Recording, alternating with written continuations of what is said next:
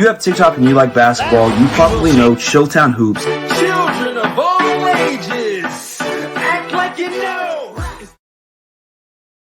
Good morning, ladies and gentlemen, boys and girls. Welcome to Chilltown Hoops. I'm your host, Jermaine. The youngsters call me OG. My friends call me J-Dub. Let's get to it. You know, when you grow up around a guy and you see him as a player, you don't really get to appreciate him like that until he's gone. Because you, in the moment, you're recognizing how good he is and you're just enjoying it right now. And you see him grow up to be an awesome player and you're just in it. When in reality, like this isn't, you're witnessing greatness. And that's essentially what went on with Dwayne Wade. I was in South Beach last night and yesterday afternoon, and I was able to appreciate how great this guy really was. You know, the Miami Heat weren't in existence that long when they got Dwayne Wade. You know, they were in year 15. They had been at the doorstep of a championship, but they just weren't good enough. You know, in the 90s, they ran into the Bulls a couple of times. They ran into the Knicks and, you know, they got turned away. And they had players who were championship caliber players, but just weren't that. You know, Alonzo Mourning, one of the best big men of all time. Tim Hardaway was a first-team All-League performer at the lead guard. That 97 team that went to the East Finals against the Bulls, that was probably their best shot. But up until then, they weren't really viable as a legit contender. Then they kind of faded away. Then you add in 2003, when that team just faded away, you add Dwayne Wade, who coming out of college, everybody knew him. He was fantastic. He was the two guard of the future. But nobody knew how good he could really be until he showed up on the Miami Heat scene. Now, I'm an advocate of guys who are the epitome of an organization. Like you see a guy and you go, that's a New York Knick right there. That's a Laker right there. Jaime Jaquez is a prime example. When I see Jaime Jaquez, I just think that's a Miami Heat. Like when I saw Dwayne Wade, he just looked like he embodied a Miami Heat player. He just looked like everything that the Miami Heat are. And when he got there, did I expect him to be as good as he was? No, I didn't. But did I think that he would be a damn good pro? I did. And yesterday afternoon, you know, immortalizing him for what he was, I just think that was fantastic. I mean, there was a stretch where he was in the conversation, not just in the conversation. It was a conversation of him being the best two guard in the game. He was in league MVP talks. That 2009 season was phenomenal, where he led the league in scoring. He was an all-league defender that year. He was just he was the class of the two guard spot. It was him and it was Brian and it was him, and he just became phenomenal. Now, I'm the type of guy who, whenever I talk about all-time greats, a part of my criteria is, you know, how do people talk about you when you're not around anymore? How? What do people think of you when you're not there? You know, O.J. Simpson is one of the worst human beings that I've ever laid eyes on. Not only did he kill his ex-wife, he killed her boyfriend too. However, I can't ignore the fact that he led the league in rushing for 4 straight years. I can't ignore that. I can't ignore the fact that he ran for 2,000 yards in a 14-game season. I can separate the artist from the art. I can do that.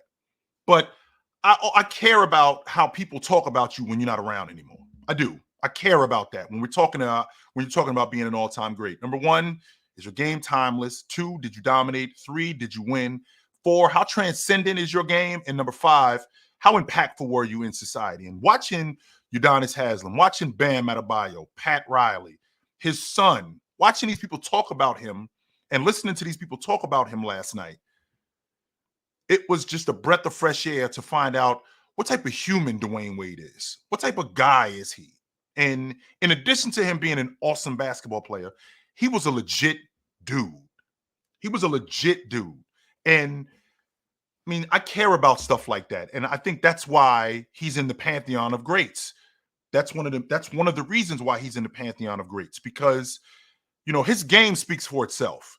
Again, injuries slowed him down for a portion of his career, but for a large portion of his career, he was one of the best players in the game. One of the best players in the game. He had multiple seasons where he was a top 5 player in the game. And when they put a statue outside the arena to immortalize you, what it says is, I was really that good. It validates how a guy feels. I was really that good. They really think that I was that good. And this shows it. I really was that good. And when you do stuff like that, when people see stuff like that about you, there's no way to not just be drowned in humility. Like, damn, I was all right. I was all right. This is awesome. I was all right. And Dwayne Wade was a class act. I mean, I can't speak enough about his game. He developed his jump shot. He was one of the best defenders in the league, one of the fiercest competitors in the league. The thing that I appreciated about him the most was the 2006 NBA Finals. Everybody talks about him averaging 36 a game and winning the Finals MVP. That's not what I marveled at. I marveled at him saying, we're not losing like this. If we're going to go down, because Dallas had dominated that series at that point. For two and a half games, Dallas had dominated that series. And Wade had made it clear in the second half of that third game, if we're going to go down, we're going to go down. Not like this, though. In his famous quote, I'm not going out like that. Not like this. Not like this. It's got to be something better than this. No. And he proved that. And that was a mark of his career, because that's who Dwayne Wade was. That's who absolutely Dwayne Wade was. And I can respect how awesome a guy is and recognize that he was just fantastic. He was just fantastic. Speaking of fantastic, the Boston Celtics, they look like they're on a mission early this season. You live by the long ball, you die by the long ball. Let's be clear about that. And the Celtics have already made it clear that this is how we're going to play. This is how we're going to play. This is what we're going to do. And you're just going to have to stop us. And there's no reason for them to switch it up, considering what they did last year. They won the NBA championship. They were number 1 in the league in attempts. They were the number 1 in the league in makes. They were number 1 in the league in percentage. This is who we are. And on top of that, us being an elite defense. An elite defense. And the way that the ball moves, not just the way that the ball moves, the band of guys that they have and the collection of guys that they have, it just makes them so much better. Jason Tatum looks like he's separating himself. A lot of you had me as just another good player. I'm fringe top 10. I might be a top 5 player. No, I'm not. I'm not just one of those guys. I'm not. And I'm going to prove that this season. I've never really been a big fan of guys who shoot the basketball at the long ball line primarily. But if it's a strength of yours and it works, stick to it. And that's the world we live in today. That's the world we live in today. And I have to accept that, the long ball is king. But he does other things in addition to that. He does defend. He's one of the better on-ball defenders at his position, and he's gotten better at that. Jaylen Brown, one of the best transition players. Drew Holiday, still to this day at 35 years old, still one of the better on-ball defenders in the league. And they still haven't gotten Kristaps Porzingis back. Once they get him back, they're going to be even better. Derek White, I'm hearing rumblings that he could make the All-Star team this year. So you're going to have 4 All-Stars. You're going to have 3 All-Stars on your team this year, which I think would be great. But I love everything about what the Celtics are doing. I love it. I love everything about what the Lakers are doing. I watched a segment with JJ Redick. He sat down and he spoke with Coach Stan Van Gundy. And it's not fluff, guys. It's not. It's not fluff. It's not a gimmick. It's not anything like that. JJ Redick knows the game. JJ Redick, I watched him break down X's and O's. JJ Redick knows the game. And I love that about him. JJ Redick knows what he's talking about. He looks like a guy who studies the game. He looks like a guy who understands players, both strengths and weaknesses. That's what you have to do as a coach. You have to do that as a coach if you're going to be successful in the NBA. You have to know how to manage guys. In addition to managing guys, you have to know what their strengths and weaknesses are. That's the only way you can manage them. That's why Phil Jackson was as good as he was. You can't rule with an iron fist. Nah, that's not the way the NBA works, because guys will tune you out. That's what happened to Darvin Ham last season. If you don't know what you're talking about, you will get turned off really quickly. It won't take long for guys to recognize that you don't know what you're doing. It won't take long at all for that to happen. So with that being said, I think JJ Redick knows what he's doing. He puts Anthony Davis more in the mid-range, which I really like. That opens up their offense. I really love the action between him and Austin Reeves. They got a connection, both Austin Reeves and Anthony Davis, that I really like. That pick and dive, that pick and pop between those two. Now, it goes without saying that him and James, that Anthony Davis and James, the way that they work, I mean, it goes without saying they won an NBA championship. But I really like that action between him and Austin Reeves. They have a really good connection. And I listened to JJ Redick yesterday talk about Anthony Davis, how he's the anchor of their defense. Now, you might hear different terminologies, but I'm one of those people who like to simplify things. Anthony Davis was considered a backline defender. And when in reality, it was just, okay, you had your primary defender, you had your secondary defender, and Anthony Davis as your third defender coming over and blocking a shot. That's what it was. But I think the Lakers look good. I do. I think the Lakers look really good.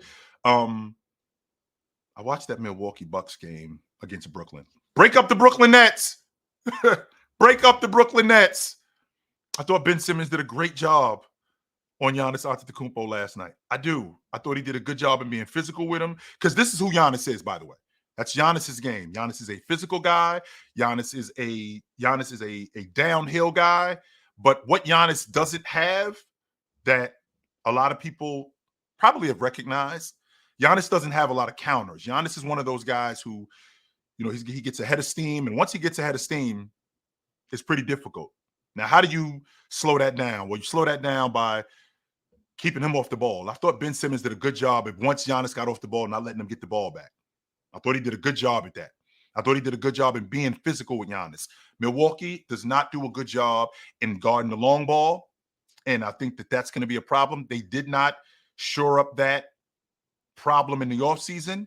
Their starting small forward is in Phoenix. His name is Ryan Dunn. Them passing on him is going to be a mistake, a huge mistake, because, I think he was the best perimeter defender in the draft, and he would have been perfect for what they're doing. I'm on record saying that there are guys in the league who should be on other teams. The Knicks starting five-man is in Charlotte. His name's Mark Williams. That's the Knicks starting five-man. The Knicks passed on him. That was a mistake for them to do that. And the Milwaukee Bucks passing on Ryan Dunn, that was a mistake. 100% that was a mistake. Now, we all know that New York is a Knick town. I know that. And if anybody doesn't know that, I mean, you're in the minority. And it's like the Knicks and Brooklyn, it's like the Lakers and the Clippers. As good as the Clippers could ever be, they're never going to be the Lakers. And as good as Brooklyn is, they're never going to be the Knicks. But they do have a scoring machine in this kid, Cam Thomas. And if you're going to pay attention to scoring, to a guy scoring, tune into Brooklyn. Now, I know how you feel about a guy scoring a basketball off the strength that, you're on a bad team, so it's empty. But this kid, Cam Thomas, is a bucket getter. Let me tell you, he is a bucket getter. You might want to pay attention to him, man, because he is serious. 100% he is serious. And I will definitely be tuning into Brooklyn games, even though I think they're going to be bad, but I will be tuning into more Brooklyn games this season. So I really like what I saw yesterday. And the season just literally got started, but this is where you'll find me more. I kind of missed you guys, and I will get back to this, and this will be something regular, and I will see you guys soon. But until then, put on a suit, Drink water. Don't drink and drive. Hey, man, call your mother. When last time you talked to your mother? Call your mother. I will talk to you guys soon. But until then, take it light. Take it. Absolutely, man.